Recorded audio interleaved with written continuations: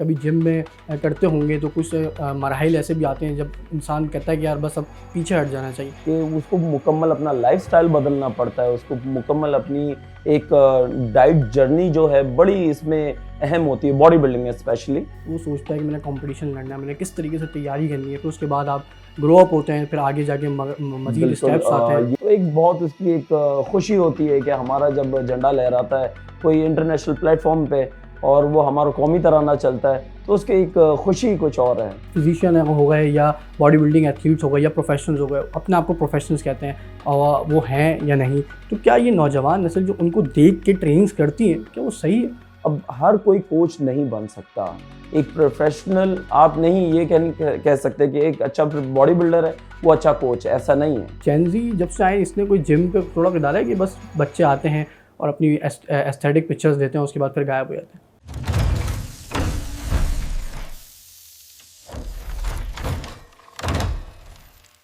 अस्सलाम वालेकुम, जीटीवी पॉडकास्ट के साथ एक बार फिर हाजिर है। मैं हूं आपका मेज़बान फ़रहान खान। अगेन से एक बहुत ही इंटरेस्टिंग से मौजू पे आपके साथ दोबारा से हाजिर हुए हैं। जिम, फ़िटनेस जो आजकल नौजवान नस्ल के अंदर एक हम देख रहे हैं कि होती चली जा रही है और लोग बिज़ी शेड्यूल बहुत ज़्यादा हो गया है, अपने आप को वक्त नहीं दे पाते, एक्सरसाइज के लिए टाइम नहीं निकाल पाते। इससे रिलेटेड हेल्थ इश्यूज़ भी बहुत सारे हैं और कुछ मिथ्स भी हैं। कुछ चीज़ें हैं जो कॉन्सेप्ट लोगों के अंदर बनते चले जाते हैं जिम्स को लेके। उस हवाले से भी आज तफसीली गुफ्तगू करेंगे। हमारे मेहमान जो इस वक्त किसी तारुफ़ के मोहताज नहीं है, सिप्तैन हारून मेरे हमरा मौजूद हैं, जो कि 2016 से बॉडी बिल्डिंग का जो वो करियर अपना आगाज़ कर चुके थे और प्रोफेशनल बॉडी बिल्डिंग के तौर पे जो वो पाकिस्तान की ना सिर्फ नुमाइंदगी कर चुके हैं सिटी लेवल बेस पे, बल्कि इंटरनेशनल लेवल पे भी जो वो पाकिस्तान के लिए काफ़ी अचीवमेंट जो वो हासिल कर चुके हैं। सबसे पहले तो अस्सलाम वालेकुम सिप्तैन हारून, वालेकुम कैसे हैं फरहान आप? अल्हम्दुलिल्लाह, बहुत शुक्रिया आपके वक्त का। मुझे बताइएगा, सबसे पहले आपकी जर्नी से आगाज़ करेंगे। बचपन से शौक़ था बॉडी बिल्डिंग का या किसी को इंस्पायर होके, किसी को देख के रोल मॉडल बनाया, उसके बाद अपने बॉडी बिल्डिंग के अंदर करियर का आगाज़ किया?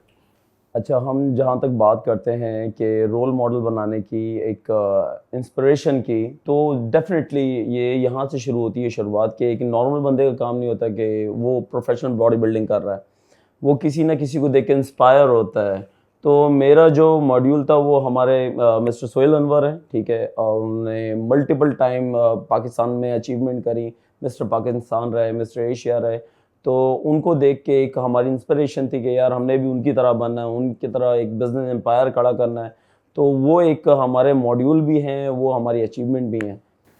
ईयर्स की बात करें, जैसे आपने मुझे दौरान गुफ्तगू बताया भी, आपने 2016 से एक बड़ा अरसा है, 10 साल लगभग होने जा रहे हैं। जी, तो तकरीबन 10 साल का इन एक। दौरान के अंदर कुछ उतार चढ़ाव भी आए होंगे, देखी होंगी चीज़ें, या कभी जिम में करते होंगे तो कुछ मराहिल ऐसे भी आते हैं जब इंसान कहता है कि यार बस अब पीछे हट जाना चाहिए, तो कभी ऐसा हुआ है? बिल्कुल फरहान आपकी बात सही है, क्योंकि बॉडी बिल्डिंग या कोई भी स्पोर्ट्स हो वो एक बहुत मुश्किल टास्क होता है किसी भी एक इंसान के लिए कि उसको मुकम्मल अपना लाइफस्टाइल बदलना पड़ता है, उसको मुकम्मल अपनी एक डाइट जर्नी जो है बड़ी इसमें अहम होती है बॉडी बिल्डिंग में स्पेशली, कि आपको बहुत सारी चीज़ों के इनटेक नहीं करने हैं, आपको बहुत सारे इवेंट्स आप अटेंड नहीं कर सकते। तो एक काफ़ी मुश्किल टास्क है एक नॉर्मल इंसान के लिए कि जो इस चीज़ से नॉलेजेबल नहीं है, वो उस चीज़ के बारे में पता नहीं है उसको, तो ये काफ़ी मुश्किल टास्क है। थोड़ा-सा अपनी अचीवमेंट्स के बारे में बताइएगा। जब आगाज़ शुरू किया तो पहले सिटी लेवल बेस पे, ज़ाहिर है एक जिम में होता है कि कंपटीशन लड़ना है, सुनते हैं वहाँ पे कि एक कंपटीशन होने जा रहा है, तो एक नया जो यंगस्टर लड़का होता है जिसको बॉडी बिल्डिंग में जिसने बिल्कुल कदम रखा हो, तो वो सोचता है कि मैंने कंपटीशन लड़ना है, मैंने किस तरीके से तैयारी करनी है, फिर उसके बाद आप ग्रो अप होते हैं, फिर आगे जाके मज़ीद बिल्कुल स्टेप्स आते हैं। ये जर्नी जो है 2016 से स्टार्ट हुई हुई है। 2016 से ज़ाहिर-सी बात है कोई प्रोफ़ेशनल नहीं बन जाता कि 6 महीने के अंदर, साल के अंदर। तो ये है एक वक़्फ़े आपको एक टाइम लगता है, ठीक है? तो ये अरसा दराज़ की ये एक मेहनत होती है, काविश होती है कि यार इंसान मेहनत करता है, एक स्टेज पे एक मकाम आके उसको मिलता है। तो 2016 से अब 2025 है, तो इसमें काफ़ी मल्टीपल लोकल कॉम्पिटिशन्स, फिर इंटरनेशनल इवेंट्स में जाना। तो एक साउथ का बेसिक छोटा-सा एक इवेंट होता है, साउथ डिस्ट्रिक्ट का, नॉर्थ का, ईस्ट का, इस तरह से। पहले वहाँ से शुरुआत होती है, फिर जूनियर कराची, फिर मिस्टर कराची, फिर मिस्टर पाकिस्तान जो सीनियर कैटेगरी होती है। तो इस तरह से मिस्टर सिंध, इस तरह से ये करते करते करते फिर साउथ एशिया के लिए मैंने पार्टिसिपेट किया, जो कि मलेशिया में, इंडोनेशिया में हम लोग ने वो हेल्ड हुआ था। तो उसमें भी बहुत अच्छी हम लोग, हमारा फ्लैग जो है एक पाकिस्तान की सतह पे आया। तो एक बहुत उसकी एक खुशी होती है कि हमारा जब झंडा लहराता है कोई इंटरनेशनल प्लेटफॉर्म पे और वो हमारा कौमी तराना चलता है, तो उसकी एक खुशी कुछ और है। बिल्कुल, इसी को कंटिन्यू करते हुए आपसे एक और सवाल करूँगा कि जैसे कि आपने बताया कि एक फ्लैग जब एक तराना बजता है तो एक खुशी होती है, साथ ही साथ फैमिली के लिए कितना प्राउड होता है कि जब आपका अपना जो वो एक बच्चा जो वो ना सिर्फ इंटरनेशनल लेवल पे आपके लिए प्राउड की बाइज़ है, बल्कि पूरी कौम के लिए एक बाइज़ फ़ख्र है। अच्छा, हम यहाँ पे बात करते हैं कि आपकी इंस्पिरेशन कौन है, आपकी मोटिवेशन कौन है, मगर सबसे अहम सवाल अभी आपने फरहान पूछा है कि आपके यहाँ पे फैमिली का क्या किरदार होता है। सबसे अहम, सबसे बड़ा फैमिली का किरदार होता है, क्योंकि एक इंसान जो नॉर्मल नहीं है, वो एक प्रोफेशनल बॉडी बिल्डिंग करने वाला है, ठीक है। पूरे घर का खाना एक साइड पे और उसका खाना एक साइड पे, मतलब पूरे दिन में घर में जो हमारे रोजमर्रा में 12 अंडे खा लिए जाते होंगे, ठीक है, और वो उस अकेले बंदे के लिए 24 अंडे और तरीके तरीके की डिफरेंट मील्स और खुराकें और वो अंडे और मछलियाँ, तो इसमें हमारा पूरा घर इन्वॉल्व होता है। ये एक नहीं है, ये एथलीट खुद से नहीं बनता, कभी भी एक वाहिद नहीं बन सकता। वो उसका पूरा ख़ानदान, पूरा घर उसमें इन्वॉल्व होता है, उसको सपोर्ट करता है और फिर जाके वो एक एथलीट बनता है। ये कभी भी अकेले एक वाहिद फ़र्द का काम नहीं है। कोई ऐसी सप्ताना हारून, कोई ऐसी अचीवमेंट आपकी हो जो आप डेडिकेट करना चाहें पूरी अपनी लाइफ टाइम की, अभी तक की कोई ऐसी अचीवमेंट हो जो आपकी फैमिली को या लास्ट जो है ये मेरी ट्रॉफीज पड़ी हुई हैं, ये अचीवमेंट्स पड़ी हुई हैं। तो इसमें ये मिस्टर एशिया हम लोग मेंस एथलेटिक फिजिक एक कैटेगरी होती है हमारी बॉडी बिल्डिंग की, जिसमें मेंस फिजिक होती है, मेंस एथलेटिक फिजिक होती है, बॉडी बिल्डिंग होती है, ओपन बॉडी बिल्डिंग होती है। तो डिफरेंट वेट कैटेगरी और डिफरेंट कॉस्ट्यूम के साथ पार्टिसिपेट करना पड़ता है उसमें। तो वो एक हमारी बड़ी एक अचीवमेंट थी, तो जिसपे मिस्टर सोहेल अनवर हमारे साथ ही थे और उसमें पूरे इवेंट को कैटर करने वाले, क्योंकि वो जज भी हैं इंटरनेशनल, तो हमारे काफ़ी सपोर्ट भी उनके साथ होती है। तो वो एक बहुत बड़ी अचीवमेंट, और इस तरीके की मल्टीपल हमारे एथलीट जो हैं WBPF जो हम लोग रिकग्नाइज हैं, तो हम इंटरनेशनल इवेंट्स में जाते रहते हैं, जिसमें मिस्टर सोहेल अनवर काफ़ी उनकी इसमें मेहनत है जो आज हम लोग इस मकाम पे। डिफरेंट हमारी ट्रॉफीज़ आप देख सकते हैं, डिफरेंट मेडल्स देख सकते हैं, और फिर हम लोग को प्रॉपरली सर्टिफिकेशंस करवाई जाती हैं कि हम in front of the client कि हम उसको एक्सप्लेन कर सकें प्रॉपरली, हमें नॉलेज हो, हम उनको आगे नॉलेज दे सकें। वो सुहेल अनवर साहब का आपने जिक्र किया कि वो आपकी वो इंस्पिरेशन है। इस वक्त जो सोशल मीडिया का दौर है, बेतहाशा यूट्यूब चैनल्स हैं, इंस्पिरेशन से कोई यंगस्टर आता है, वो एक सडन किसी की भी यूट्यूब पे उसने वीडियो देखी और वो उससे इंस्पायर हो गया। तो क्या समझते हैं आप आजकल जो एक बहुत ज़्यादा सोशल मीडिया ने बहुत ज़्यादा फिजिशियन हो गए या बॉडी बिल्डिंग एथलीट्स हो गए या प्रोफेशनल्स हो गए, अपने आप को प्रोफेशनल्स कहते हैं, और वो हैं या नहीं, तो क्या ये नौजवान नस्ल जो उनको देख के ट्रेनिंग्स करती है, क्या वो सही है? मैं इसमें थोड़ी सी वजाहत दूंगा कि एक प्रोफेशनल बॉडी बिल्डर में और एक नॉर्मल इंसान में बहुत ज़मीन और आसमान का फ़र्क होता है, ठीक है। यहाँ पे हमारी जो डिफरेंट मिथ्स फैली हुई हैं और डिफरेंट यहाँ पे एक मिसकंसेप्शन है कि यार एक नॉर्मल इंसान जो है और बॉडी बिल्डर को कंपेयर किया जाता है, वी आर कंपेयरिंग इट, ये हमें नहीं करना। अब एक प्रोफेशनल, उसका पूरा लाइफस्टाइल ही चेंज है उसका, क्योंकि वो दिन रात का काम है, he is in the gym, he is training, ठीक है। उसके बाद वो क्लाइंट्स को ट्रेन करवा रहा है, ठीक है। उसका लाइफस्टाइल मुकम्मल वही है, ठीक है। फिर उसकी मील प्रिपरेशन सारा कुछ। नॉर्मल इंसान उसको 9 to 5 की जॉब करनी है, उसके बाद अपने घर को भी देखना है, उसके बाद आके कोई उसको टाइम मिलेगा तो वो अपना डाइट को पूरा कर सकता है, वो अपनी लाइफस्टाइल को पूरा कर सकता है। तो इसमें देयर इज़ वे डिफरेंट। अब हर कोई कोच नहीं बन सकता, एक प्रोफेशनल आप नहीं ये कह सकते कि एक अच्छा बॉडी बिल्डर है वो अच्छा कोच है, ऐसा नहीं है, ठीक है। काफ़ी सारे ऐसे कोचेस हैं जो अच्छे प्रोफेशनल नहीं हैं, ठीक है, और वो आज अच्छे कोचेस बने हुए हैं। तो it's all about the knowledge, ठीक है, विच यू लर्न, ठीक है, और इन प्रैक्टिकल भी रहना पड़ता है। ऐसा नहीं है कि आपने सर्टिफिकेशन कर ली, आपने अपनी नॉलेज हासिल कर ली और एक आप अच्छे कोच बन गए, ऐसा नहीं हो सकता। आपको प्रैक्टिकली पूरा करना पड़ेगा। जैसे कि आपने बात करी कि एक प्रॉपर एक प्रोफेशन है जिम, अगर आपने करना है, एक प्रोफेशनल बनना है, तो उसके लिए आपको पूरा टाइम देना पड़ता है, यानी कि आप 5 to 9 जॉब कर सकते हो। कभी कोई सुना है ताना कि यार सही है जिम करते हो, इसके अलावा क्या जॉब करते हो? एग्जैक्टली ये बहुत बड़ा एक सवाल है, ठीक है। हमारे यहाँ पे न्यूट्रिशनिस्ट को और एक ट्रेनर्स को ये जॉब तस्वुर ही नहीं की जाती, ठीक है। ये एक बहुत बड़ा ताना है एक किसी भी इंसान के लिए कि आप कहीं पे रिश्ता भी लेने के लिए जा रहे होगे ना, वो बोलेगा भाई कि तुम करते क्या हो, बोलते सर हम जिम में होते हैं। तो जिम में क्या करते हो भाई? जिम तो करते हो, उसके अलावा क्या करते हो? ये बात है, क्योंकि इस प्रोफेशन को तस्वुर ही नहीं, एडमायर ही नहीं किया जाता पाकिस्तान में। मगर अब यह अवेयरनेस है, ठीक है। तो काफ़ी सारे ऐसे एथलीट्स हैं कि माहाना लाखों रुपए कमाते हैं और इसी प्रोफेशन से कमाते हैं। तो मैं इसको गलत नहीं कहूँगा, क्योंकि ये हमारा रोज़गार भी है, ठीक है। ये हमारी आमदनी का ज़राया भी है, ठीक है। मगर बहुत सारे यहाँ पे जो इतने ज़्यादा पढ़े लिखे नहीं हैं, इनलिटरेट हैं, ठीक है, उनकी इतनी नॉलेज नहीं है, तो वो उसको तस्वुर ही नहीं करते, जॉब को तस्वुर नहीं करते हैं इसको। अच्छा, जैसे कोई यंगस्टर कोई जिम में आ रहे हैं, जैसे कि आजकल जेनजी बहुत ज़्यादा एक पॉपुलर होते चले हैं, जेनजी बन रहे हैं लड़के, तो वो हमने देखा है कि कुछ टाइम के लिए जिम्स आते हैं, इंस्टाग्राम की एस्थेटिक्स पोस्ट पिक्चर्स ली, नेचुरली तौर पर उनकी बॉडी उस तरीके की होती नहीं है। अब तो लाइट्स इस तरीके की आ गई, अगर मैं गलत ना हूँ तो इस एंगल से रखो तो बॉडी का ये पोस्ट के अच्छे मसल्स जो है वो पंप अप होके आ जाते हैं या दीगर चाहिए। तो ये जेनजी जब से आए, इसने कोई जिम पे थोड़ा डाला है कि बस बच्चे आते हैं और अपनी एस्थेटिक पिक्चर्स देते हैं, उसके बाद फिर गायब हो जाते हैं? ये नज़रिए की बात है, क्योंकि जेनजीज का आप जिक्र कर रहे हैं, इट्स अ न्यू जनरेशन, ठीक है। हमें उनको सपोर्ट भी करना चाहिए, मगर गलत काम के लिए नहीं। तो हम सही काम ये बताएंगे, भाई अपनी फिटनेस के लिए आ रहे हैं, ठीक है, उनको डाइट फॉलो करनी है, उनको अच्छा एक वर्कआउट करना है, but under the instructor, under the trainer, ठीक है।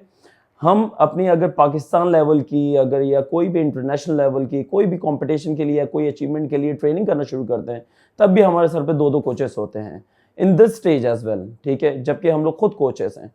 आप जब ट्रेनिंग या कोई अचीवमेंट के लिए जा रहे होते हैं तो आपके सर पे कोई ना कोई there should be some supervision, फिर ये आप कामयाबी की तरफ जाते हैं। मगर ये जेनजीज का जहाँ तक जिक्र है, ये अपने लिए कर रहे हैं, ठीक है, फॉर द फिटनेस कर रहे हैं, फॉर द हेल्थ कर रहे हैं, तो इट्स फाइन, ठीक है।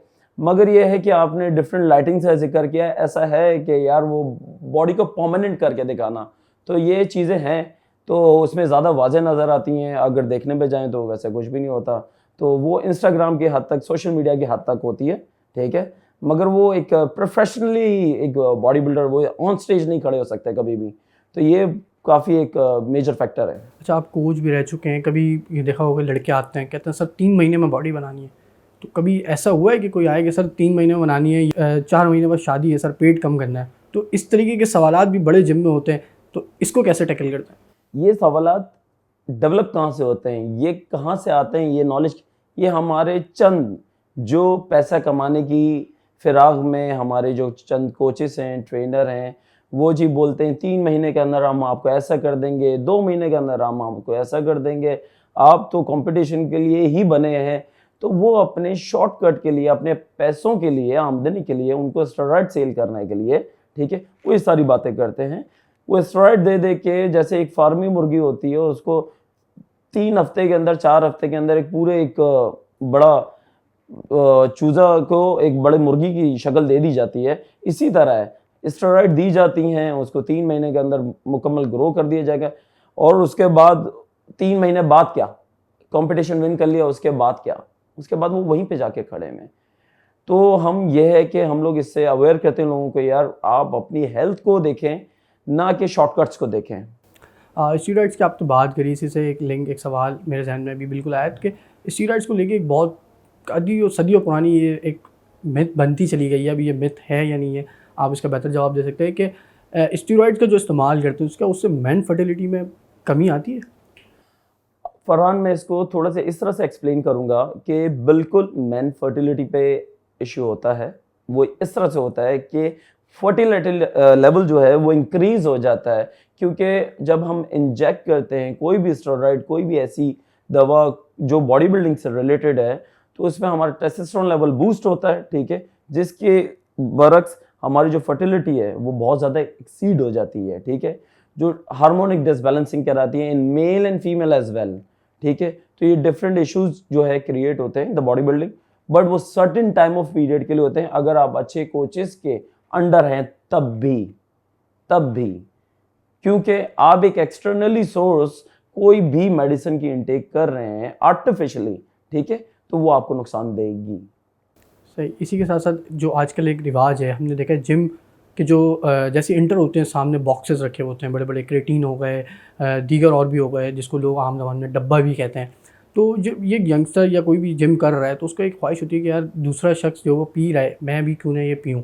तो कभी किसी से सवाल किया है आपसे कि सर इसमें क्या होता है और क्या है, कैसे वो सब होता है? क्योंकि एक जगह ये भी है कि आप जो ट्रेनर से ही मैंने सुना है खुद बताए, वो ये कहते हैं कि इतनी सारी डाइट्स लेने से, जैसे आपने कहा कि 14-14 अंडे खाने पड़ते हैं, 24 अंडे एक जगह 14, वो कहते हैं कि ये ले लो वो सारा उसके बराबर है। तो क्या ऐसा है? अच्छा, जहाँ तक आपने बात करी ये डब्बे और ये सप्लीमेंट्स और ये फूड सप्लीमेंट्स, क्रिएटिन और ये बीसीएज आते हैं, ये सारी चीज़ें, ये just alternative of your food. ये अल्टरनेट है, इट्स नॉट योर फूड। आपको अपनी बॉडी ट्रांसफॉर्मेशन करने के लिए, कोई भी अचीवमेंट के लिए आपको अपनी डाइट प्रिपरेशन पूरी करनी है।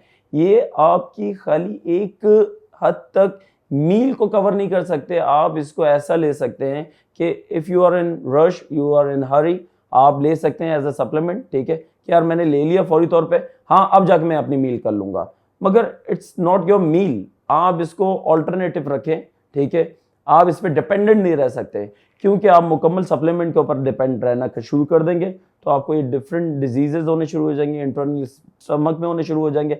और काफ़ी ऐसे मैंने केसेस में देखा है, काफ़ी मेरे क्लाइंट्स थे ऐसे जो कि जब कोचेस की नहीं सुनी जाती तो फिर वो ड्रॉबैक देखने को, नुकसान देखने को मिलते हैं।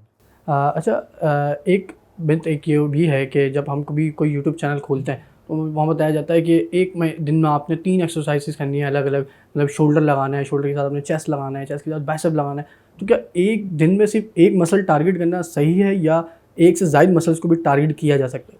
अच्छा, ये डिफरेंट पैटर्न्स होते हैं वर्कआउट के, ठीक है। हम यहाँ पे मैं फिर कहूँगा एक प्रोफेशनल को, एक नॉर्मल बंदे को अलग रखा जाए। अब यहाँ पे उसको देख रहे होते हैं जो भी ओलंपिया चैंपियंस हैं, एक अच्छे इवेंट में प्रोफेशनली बॉडी बिल्डिंग करने वाले हैं पाकिस्तान की सतह पे या सिंध की सतह पे, उनको देख के हम लोग अपने ऊपर इम्प्लीमेंट कर रहे हैं। यार उनके पहले आप डाइट तो देखें, पूरे दिन की मील तो देखें, 6-6 मील खा रहे हैं, 4-4 मील खा रहे हैं। उसके बाद उनकी सप्लीमेंटेशन अलग है, उनकी स्टेरॉइड्स अलग हैं, उनका रेस्ट पीरियड जो है मेन मेजर फैक्टर जो है जो हम फिटनेस के अंदर खिलाया जाता है, तो वो आपका रेस्ट फैक्टर है। हम यहाँ पे 5 घंटे मुश्किल से पूरे दिन में सो रहे हैं और हम ये एक्सपेक्ट कर रहे होते हैं कि यार हम लोग आर्नल्ड बन जाएंगे। ऐसा नहीं है। आप जब तक प्रॉपरली अपनी मील्स, अपनी डाइट को पूरा लेते हुए और अपने रेस्ट पीरियड को लेते हुए नहीं चलेंगे, आप कभी भी एक अचीवमेंट नहीं कर सकते। और स्टेरॉइड की तरफ मैं फिर से आऊँगा, यहाँ पे जो है हमारी मेल फीमेल को इसको ये सिमिलर करा जाता है, ऐसा नहीं है। स्टेरॉइड जो है दी जाती हैं मगर मेल्स को अलग दी जाती हैं, फीमेल्स को अलग, ये भी एक मेजर फैक्टर है। अच्छा, डाइट का यहाँ पे सरोकार जो है हमारे ख़वातीन की तरफ से ये है कि उनको बोला जाता है भाई डाइट करो, वो बोलती हैं जी हम लोग डाइट कर रही हैं, और यहाँ पे वो पूरे दिन फास्टिंग डाइट के ऊपर होती हैं, भूखी रहती हैं। सुबह नाश्ता नहीं करेंगी, दोपहर को कुछ खा लेंगी हल्का फुल्का बिस्किट, ठीक है, और रात को जी कुछ हम लोग मेजर मील ले लें, मुकम्मल उलट चल रही होती हैं। तो ये बहुत सारे ड्रॉबैक हैं जिसकी वजह से फीमेल्स के अंदर खास ये थायराइड और पीसीओएस और पीसीडी के इश्यूज क्रिएट हो रहे हैं आजकल। आपने फीमेल्स की बात करी, कुछ मेल्स में भी कुछ चीज़ें देखते हैं कि हेल्थ इश्यूज़ रिलेटेड होते हैं, ओवर एक्सरसाइज कर लेते हैं कभी, या नींद पूरी नहीं लेते। और एक नींद का ही मुझे इसी वाले से बताइएगा कि कितने आवर्स की स्लीप जो वो एक अगर नॉर्मल बंदा अगर सिर्फ फिट रहने के लिए अपने आप को जिम करता है तो उसको कितने आवर्स की स्लीप ज़रूरी है? 6 से 7 घंटे की डीप स्लीप। डीप स्लीप का मकसद ये है कि उसका फ़ोन उसके पास नहीं होना चाहिए, साइड टेबल पे पड़ा हो, वो भी ऑफ, क्योंकि आपका माइंड जो है हाइपर एक्टिव रहता है कभी भी आपका सेल फोन, क्योंकि वो इंडिकेट कर रहा होता है कि यार मैं जो है अभी कॉल आ जाएगी, अभी मैसेज आएगा। डीप स्लीप का मकसद ये होता है रात की नींद। रात की नींद जो है बड़ा एक अहम किरदार है आपकी पूरी रोज़मर्रा की लाइफस्टाइल पे। तो रात की नींद हो, 7 घंटे की डीप स्लीप हो, आप हेल्थी अपनी लाइफ गुजार सकते हैं, अपनी फिटनेस को ध्यान दे सकते हैं, अपनी पूरी एक लाइफस्टाइल को अच्छा रख सकते हैं। अच्छा, एक चीज़ हमने ये भी देखी है कि जिम में जैसे ही आते हैं फ़ौरन कार्डियो, तो क्या जिम में फ़ौरन आते ही कार्डियो करना सही है? और दूसरा कि क्या अगर एक बंदा जिम कर रहा है और रनिंग अलग कर रहा है तो उसका कोई फ़र्क पड़ता है आपस में दोनों का? बिल्कुल ये एक मेजर फैक्टर है क्योंकि cardiac activity and the weight training, ठीक है, इनको अगर आपस में कॉम्बिनेशन में चलाया जाए for the fat loss purpose और एनी अचीवमेंट, आपको एक बेहतर रिजल्ट देती है। तो आप जब जिम में आ रहे हैं just for the warm up, आप बेसिकली अपनी स्ट्रेचिंग करें, ठीक है। फिर अगर थोड़ा बहुत कार्डियक लेवल करना चाह रहे हैं जस्ट टू मेंटेन और just to reduce your fat percentage from the body, आप कर सकते हैं, ठीक है। वो 10 मिनट 15 मिनट का मिनिमम मैक्सिमम हो। उसके बाद अपना अच्छा वर्कआउट करें, ठीक है, जो कि 35 से 40 मिनट का वर्कआउट हो, 15 मिनट का ये हो, उसमें ऐप ट्रेनिंग भी हो, सारा कुछ हो। तो 1 घंटे का वर्कआउट रीजनेबल है सबके लिए, इसमें प्रोफेशनल भी इन्वॉल्व हैं। अब यहाँ पे 2.5 घंटे का वर्कआउट करवाया जाता है, 3-3 घंटे का वर्कआउट। और कुछ ऐसे क्लाइंट्स हैं वो अपना ओन पे वर्कआउट कर रहे होते हैं, there is no trainer nothing, कोई सुपरविजन नहीं है, ठीक है। वो 4-4 घंटे जिम में घूम रहे हैं, ठीक है, वर्कआउट कर रहे हैं, एक सेट करके दूसरों से बातें कर रहे हैं, ठीक है। तो इससे ये आपकी बॉडी बिल्डिंग और ये जिंजीज, ये एक नया एक हमारे जो यंगस्टर्स हैं, ठीक है, उनके लिए एक ये वो होगी बात कि यार अपना आते हैं, आप 35 से 40 मिनट का वर्कआउट करें, just go to your home, that's it. अच्छा सत्यान, थोड़ा जिम से बाहर निकलते हैं, बाहर आते हैं। बाहर जाहिर सी बात है, आप भी जब आते होंगे तो सड़कों से ही होते हुए आते होंगे, तो इस वक्त शहर की हालत तो बिलाई अबतर है। तो कोई भी शहर जिसकी हालत इंतहाई अबतर हो, ज़ाहिर है ड्यूटी वर्क है, मुझे खुद ऑफिस जाना है, मैं एक नाहमवार रास्तों से होकर ऑफिस पहुंचता हूं, फिर वापस घर जाता हूं, फिर मैं अगर कोई जिम करता हूं या नॉर्मली मुझे घर पे भी कोई अगर एक्सरसाइज करनी है, क्योंकि अभी लास्ट हमने किया एक सर्जन के साथ, उन्होंने बताया कि इस वक्त रांची के अंदर बेशतर ऐसे नौजवान हैं जिनको जो वो सर्वाइकल जो वो बैक पेन हो रहा है, बहुत सीवियर इश्यूज़ हो रहे हैं, जिस्म की बहुत सारी ऐसी हड्डियां हैं जो कि मुतासिर हो रही हैं, डिस्क इश्यूज़ हो रहे हैं। क्या समझते हो कौन सी ऐसी एक्सरसाइज है जो अगर हम डेली बेसिस पे करें तो हम अपनी बोन्स को जो वो मजबूत रख सकते हैं? अच्छा, इस पे स्पाइन जो है मेन किरदार है हमारे पूरे जिस्म का, ठीक है। हिप बोन हो गए, स्पाइन हो गई, ठीक है। अब हमारे यहाँ पे जहाँ पे नॉर्मल लोग हैं जो कि जिम से अवेयर नहीं हैं, मैं ये रिकमेंडेशन दूंगा यार जिम आएँ, ठीक है, to save your life, to save your age, ठीक है। आप हमेशा जवान रहते हैं, जिम जाने से ये होगा कि यार आप अपनी सर्वाइकल इश्यूज डिफरेंट, आपको जो हेडेक्स होती हैं या आपकी जो L4 L5 वो डॉक्टर बोलते हैं भाई स्लिप हो गई, ख़त्म हो गई, ये हो गया, वो हो गया, यार आपको उसको मुकम्मल सेहतमंद करना है, उसको स्ट्रॉन्ग करना है, ठीक है। एक चीज़ जब मुकम्मल सेहतमंद हो जाएगी, स्ट्रॉन्ग हो जाएगी, आपको कभी भी वो चीज़ तकलीफ नहीं देगी। आप उसमें आप देखें, अब यहाँ पे ज़्यादातर ऑफिस वाले लोग हैं, उनको ये तकलीफ में मुब्तला हैं, ठीक है। आपको यही करना है कि चंद एक्सरसाइजेज हैं जिसमें कि डेडलिफ्ट्स हो गई, ठीक है, जिसमें आपकी जो चंद स्ट्रेचिंग्स हो गई, ठीक है, तो वो आप करते रहें, ये सारी चीज़ें करते रहें। अच्छा, मैं यहाँ पे एक इम्पॉर्टेंट चीज़ को एक्सप्लेन करूँगा कि हम जिम जा रहे हैं मगर यहाँ पे बहुत सारे ट्रेनर ऐसे हैं कि ग्लूट्स को फोकस नहीं करते हैं। आपको यहाँ पे ग्लूट्स की एक्सरसाइज करनी लाजमी है क्योंकि आपका ये मेन किरदार होते हैं आपके उठने बैठने हर एक मूवमेंट से और मोबिलिटी से लेकर, ठीक है। आपको ये काफ़ी सपोर्ट करती है, आपके स्पाइन को, लोअर बैक को, हर चीज़ को सपोर्ट करती है।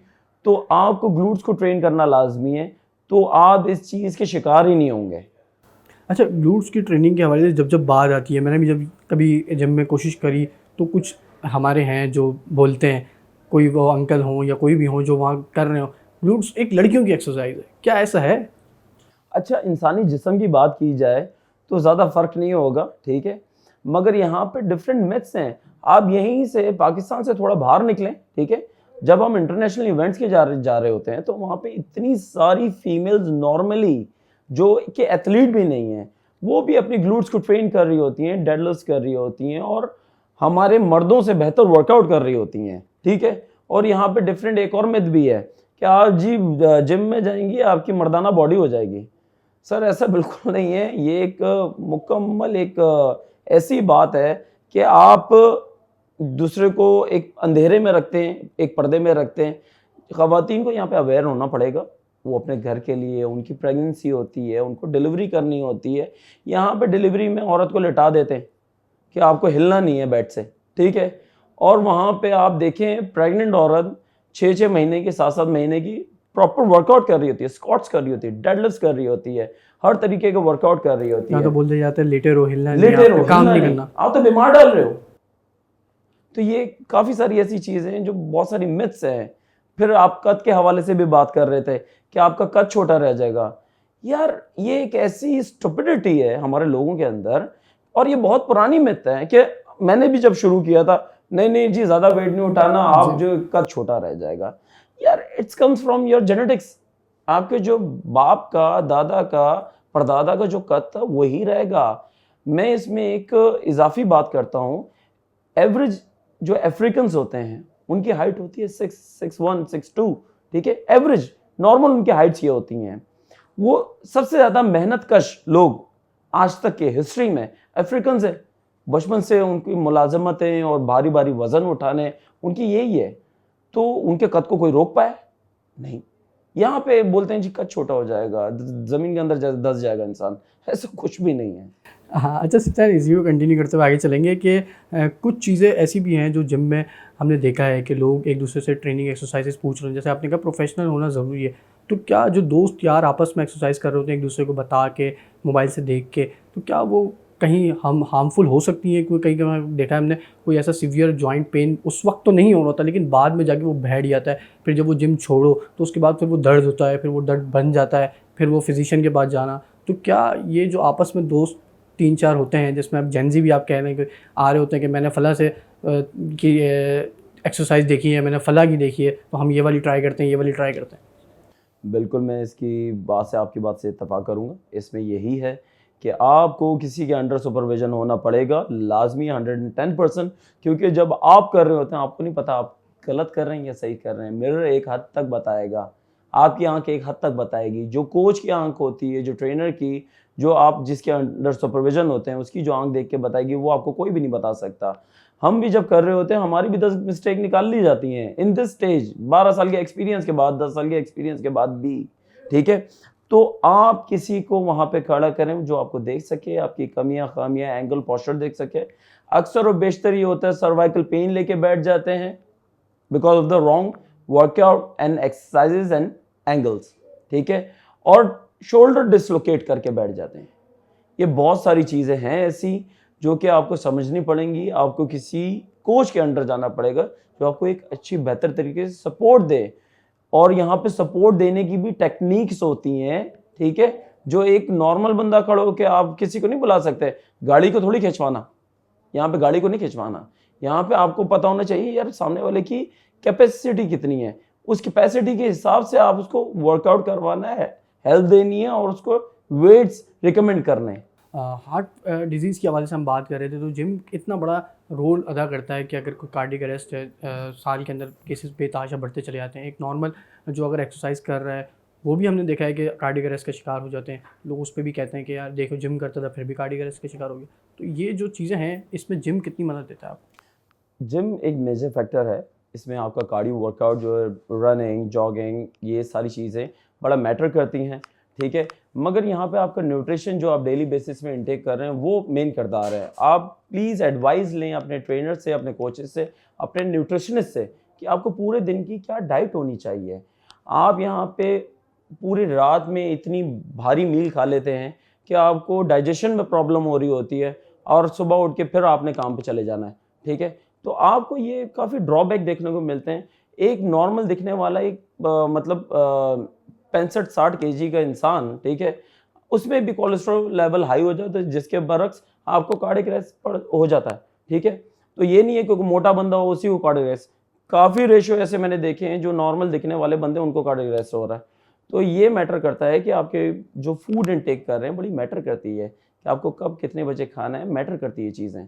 अच्छा सिप्तान, इख्तिताम की तरफ बढ़ेंगे। मुझे बताइएगा कि सम अप किस तरीके से करते हैं आज की पूरी हमारी कॉन्वर्जेसन को और तमाम तर चीज़ों को जो हमने बात करी, फैक्ट्स के ऊपर बात करी, मिथ्स के ऊपर बात करी, हेल्थ इश्यूज़ है, बहुत सारी चीज़ें हैं जो जिम में नॉर्मली एक यंगस्टर का सवाल होता है या कोई एक्सरसाइजेस कर रहा है उसके हवाले से हमने वेरिएशन की बात की, एंगल से बात की। कोई मैसेज देना चाहेंगे? बिल्कुल, मैसेज यही है कि आप कोई भी चीज़ करने के लिए जाते हैं आपको किसी के अंडर सुपरविजन जाना पड़ता है। मैं बार बार इसको यही कहूँगा, आप कोई अपने कोचेस लें, कोई आप ये करें कि आप किसी से डाइट रिकमेंडेशन लें, ठीक है, फिर ही जाके उसको इम्प्लीमेंट करें। आप खुद से सब कुछ नहीं कर सकते हैं। आपको जो दिखाया जा रहा है यूट्यूब पे या सोशल मीडिया पे, वो एक अलग चीज़ दिखाई जा रही है, ठीक है। वो अपनी रेटिंग के लिए दिखाते हैं, वो अपनी पब्लिसिटी के लिए दिखाते हैं, वो आपके लिए नहीं दिखा रहे, वो अपने लिए कर रहे हैं। तो आपकी ह्यूमन कैपेसिटी, बॉडी कैपेसिटी हर किसी की अलग है, तो आप अपने हिसाब से चलें। आप अपने कोचेस को बताएं कि यार मेरे ये हेल्थ इश्यूज़ हैं, उसको रिलेट करते हुए चलें, तो आप किसी के अंडर सुपरविजन जाएँ। बिल्कुल, सप्तान ने जैसे बात करी, हम भी समअप करेंगे इसको, तमाम तर चीज़ों को। उम्मीद ये करते हैं कि तमाम तर सवालात का आपको आज जवाब दिया होगा। मिलेंगे फिर किसी और मौजू पे, तब तक के लिए दीजिए अपने मेज़बान को इजाज़त। अल्लाह हाफ़िज़।